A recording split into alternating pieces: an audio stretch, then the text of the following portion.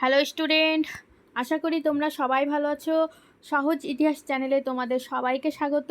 যেভাবে আমি বলেছিলাম যে তোমাদের ইতিহাসের টপিক ওয়াইজ ক্লাসগুলি নিয়মিতভাবে পেয়ে যাবে, সেইভাবে দেখো সপ্তম শ্রেণীর সপ্তম অধ্যায়ের থেকে টপিক ওয়াইজ অনেক ভিডিও এই চ্যানেলটিতে দেওয়া হয়েছে। ভাষা ও সাহিত্যের পরে দেখো আমাদের আজকের আলোচনার টপিক হলো বিজ্ঞান ও প্রযুক্তি। বিজ্ঞান ও প্রযুক্তি তোমাদের টেক্সট বই থেকেই এই সম্পর্কে গুরুত্বপূর্ণ ধারণাগুলি এখানে রাখা হয়েছে। তোমরা যদি ভিডিওটি প্রথম থেকে শেষ পর্যন্ত দেখো হয়েছে তাহলে তোমরা ভিডিওটি প্রথম থেকে শেষ পর্যন্ত দেখো, এবং তো যদি তোমরা নতুন হয়ে থাকো চ্যানেলটিকে অবশ্যই সাবস্ক্রাইব করো। চলো আজকের ক্লাসটি শুরু করা যাক। দেখো, এক সময় অনেকে ভাবতেন যে প্রাচীনকাল ছিল বিজ্ঞান চর্চা এবং সাহিত্য শিল্প সৃষ্টির সুবর্ণ যুগ। অর্থাৎ প্রাচীনকালেই যে বিজ্ঞান চর্চা এবং সাহিত্য শিল্পের অনেক উন্নতি হয়েছিল সেটাই অনেকে মনে করতেন, এবং তুলনায় মধ্যযুগ হলো ইতিহাসের এক অন্ধকারময় সময়।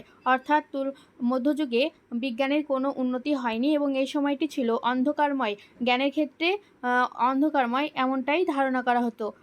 কিন্তু ঐতিহাসিকরা এখন প্রমাণ করে দিয়েছেন যে আর 5টার সময় মতো মধ্যযুগও ভারতবর্ষে যথেষ্ট উন্নতি লাভ করেছিল। ঐতিহাসিকদের নিরন্তর গবেষণার ফলে এমন কিছু তথ্য ঐতিহাসিকদের হাতে উঠে এসেছে যে যার থেকে ঐতিহাসিকরা প্রমাণ করতে সক্ষম হয়েছেন যে অন্ধকারময় যুগ মধ্যযুগ নয়, বরং মধ্যযুগে অনেক বিজ্ঞানের ক্ষেত্রে উন্নতি ঘটেছিল। তারপরে দেখো, বিজ্ঞানের উন্নতির বহু তথ্য আমরা পাই অল বিরুনির কিতাব অল হিন্দ গ্রন্থে। এই অল বিরুনির কথা নিশ্চয়ই তোমাদের মনে আছে। অল বিরুনি তিনি কার সময় ভারতে এসেছিলেন? তিনি মোহাম্মদ বিন তুগলকের সময় এসেছিলেন এবং তিনি বিজ্ঞান বিষয়ে একটি গুরুত্বপূর্ণ বই লিখেছিলেন যার নাম কিতাব অল হিন্দ। এরপর দেখো, এই লেখার মধ্য দিয়ে তামাম ইসলামী দুনিয়ায় বিজ্ঞানের ব্যাপক উন্নতি ঘটে মধ্যযুগে। দিল্লিতে একটা উঁচু মিনারের ওপর ফিরোজ শাহ তুগলক তৈরি করান একটা মান মন্দির। অর্থাৎ সেই সময়ের মধ্যযুগের একটি গুরুত্বপূর্ণ বিজ্ঞানের উন্নতির নিদর্শন দেখো, এই যে উঁচু মিনারের ওপর ফিরোজ শাহ তুগলক তৈরি করেন একটা মান মন্দির। এরপর দেখো, তারপর বসানো হয় একটা সূর্য ঘড়ি, অর্থাৎ সময় মাপার যন্ত্র সূর্য ঘড়ি। এছাড়াও খ্রিস্টীয় ত্রয়োদশ শতক থেকে চৈনিক কম্পাসের ব্যবহার শুরু হয় ভারতের সামুদ্রিক এলাকাগুলিতে। তাহলে এই কম্পাসটা কি? তোমরা সকলেই জানো যে সমুদ্রের দিক নির্ণয় করার যন্ত্রের নাম হলো কম্পাস, আর এই কম্পাসটা খ্রিস্টীয় ত্রয়োদশ শতক থেকে ব্যবহার শুরু হয়েছিল। কোথায়? ভারতের সামুদ্রিক এলাকাগুলিতে। পরে দেখো, মুঘল বাদশাহ আকবর ছিলেন বিজ্ঞান প্রসারের বিষয়ে খুব আগ্রহী। আমরা জানি যে মুঘল সাম্রাজ্যের সর্বশ্রেষ্ঠ সম্রাট ছিলেন আকবর এবং তিনি নিরক্ষর ব্যক্তি ছিলেন, তথাপি তার সমস্ত বিষয়ে অনেক আগ্রহ ছিল। দেখো, তার দরবারে অঙ্ক, জ্যোতির্বিদ্যা ও ভূগোলের ওপর বিশেষ নজর দেওয়া হতো। তিনি অত্যন্ত প্রতিভাবান এবং জ্ঞানী মানুষ ছিলেন, তাই তার দরবারে জ্যোতির্বিদ্যা ও ভূগোলের ওপরেও বিশেষ নজর দেওয়া হতো।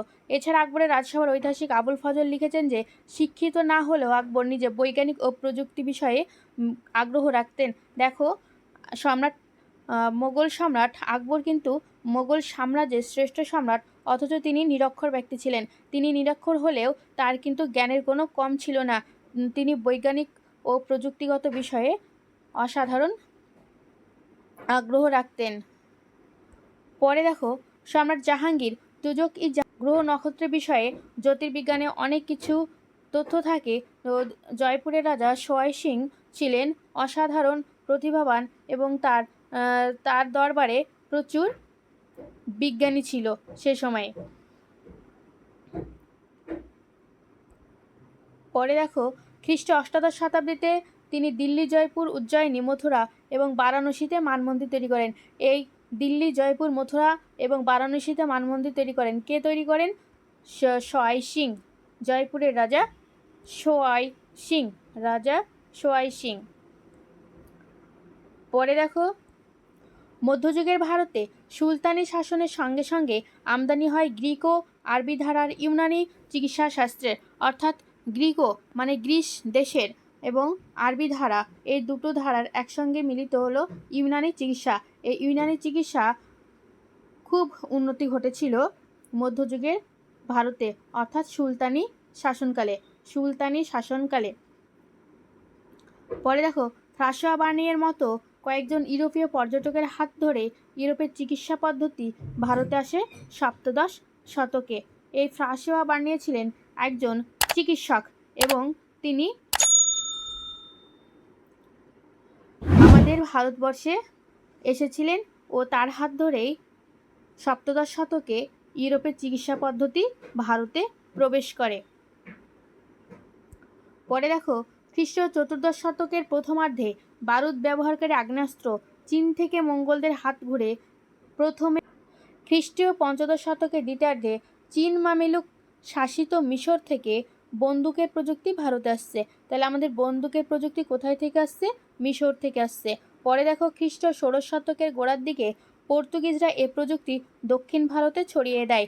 এই যে বন্দুকের ব্যবহার, সেটা দক্ষিণ ভারতে ছড়িয়ে দেয় কারা? পর্তুগিজরা। পরে দেখো, এই সময়ের আশেপাশে মুঘলরাও উত্তর ভারতের যুদ্ধে ব্যাপক হারে বন্দুক ও কামানের ব্যবহার চালু করেন। আমরা জানি মুঘল সম্রাট বাবর প্রথম পানিপথের যুদ্ধে কামানের ব্যবহার করেছিলেন আমাদের ভারতবর্ষে। পরে দেখো, ঘোড়ার চড়ে যুদ্ধের সময় ঘোড়ার দুপাশে সৈনিকের পা রাখার জন্য পাদানির ব্যবহার, এই পাদানির ব্যবহার এটিকে বলা হতো রেকাব। ঠিক আছে, তুর্কি বাহিনীকে বাড়তি সুবিধা দিত, অর্থাৎ যুদ্ধের সময় ঘোড়া যখন প্রচণ্ড বেগে দৌড়তো তখন ওই ঘোড়সওয়ার যাতে ঘোড়া থেকে পড়ে না যান, অর্থাৎ সৈনিক যখন যাতে ঘোড়া থেকে পড়ে না যান, তাই সৈনিকের পা রাখার জন্য পাদানির ব্যবহার ছিল, যেটা তুর্কি বাহিনীকে বাড়তি সুবিধা দিত। পরে দেখো, অশ্বারোহী পদাতিক এবং রণহস্তির সঙ্গে দেশের রাজা বাদশাহদের সৈন্যবাহিনীতে ক্রমশ কামান চালক এবং বন্দুকধারী সৈন্যরাও জায়গা করে নিতে থাকে। আমরা জানি অশ্বারোহী মানে যারা ঘোড়ার পিঠে চড়ে যুদ্ধ করে তারা ছিলেন অশ্বারোহী, এবং পদাতিক মানে যারা পায়ে হেঁটে চলতেন, এবং রণহস্তি যারা হাতির পিঠে চড়ে যুদ্ধে অংশগ্রহণ করতেন।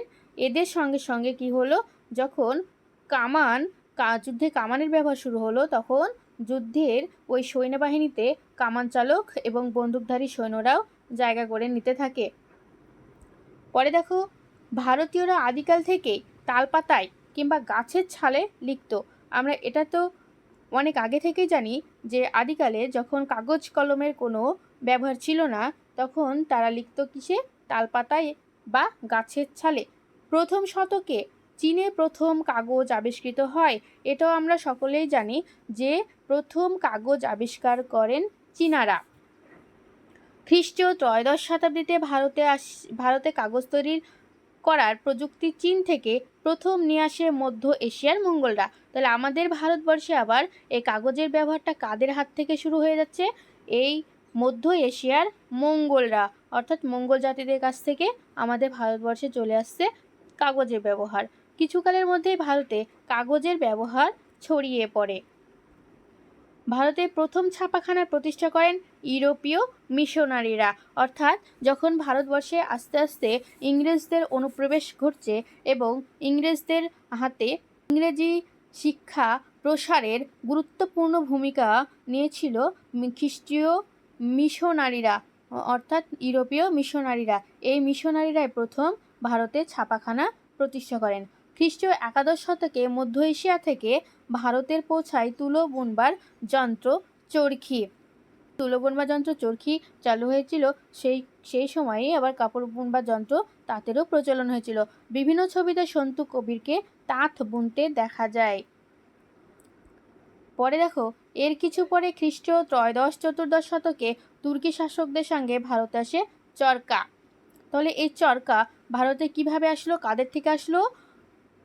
খ্রিস্টীয় ত্রয়োদশ চতুর্দশ শতকে তুর্কি শাসকদের থেকে। ভারতের যন্ত্রের প্রথম উল্লেখ আমরা পাই ইসলামের ফুতুহুস সালাতিন বইতে। এটাই ভারতের চরকা যে তুর্কি শাসকদের সঙ্গে এসেছে তার প্রমাণ আমরা কোথায় পাই? ইসলামের ফুতুহুস সালাতিন বইতে। পরে দেখো, মধ্যযুগীয় ভারতে বস্ত্রশিল্প বিশিষ্টতা কাপড় রং করার এবং ছাপার পদ্ধতি ছিল খুবই উন্নত। নানা ধরনের কাপড় তৈরি হতো ভারতের বিভিন্ন জায়গায়। খ্রিস্টীয় চতুর্দশ শতক থেকে ভারতের ব্লক ছাপায়ের আরম্ভ হয়। এই শিল্প ক্রমশ নানা জায়গায় ছড়িয়ে পড়ে এবং তুঁত গাছের গুটি পোকা থেকে রেশম তৈরি করার প্রযুক্তি এদেশে আসে চীন থেকে। তাহলে আমরা দেখলাম যেমন কাগজের ব্যবহারও চলে আসলো চীন থেকে। এরপরে আমরা দেখছি যে রেশম তৈরি করার প্রযুক্তি, সেটাও আসছে কোথা থেকে? চীন থেকে।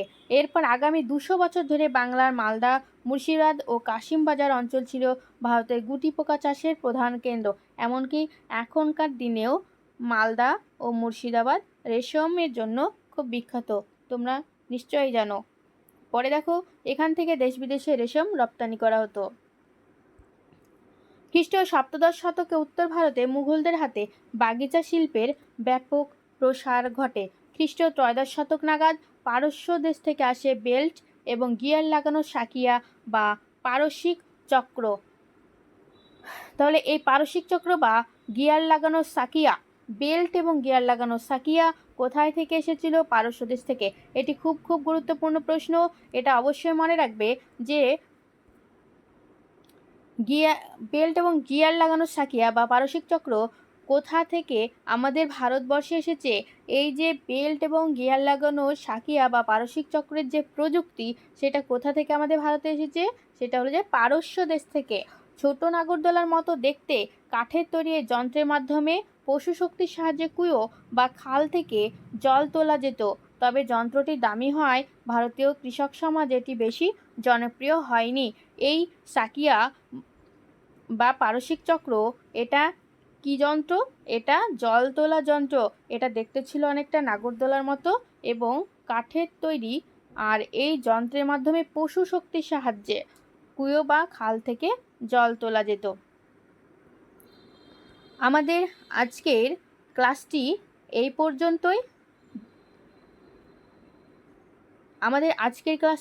এই পর্যন্তই। যদি তোমরা চ্যানেলে নতুন হয়ে থাকো তবে চ্যানেলটিকে অবশ্যই সাবস্ক্রাইব করো এবং তোমাদের আরও যদি কোনো প্রশ্ন থেকে থাকে তবে তা অবশ্যই কমেন্টে জানাও। ভিডিওটি প্রথম থেকে শেষ পর্যন্ত দেখার জন্য থ্যাংক ইউ।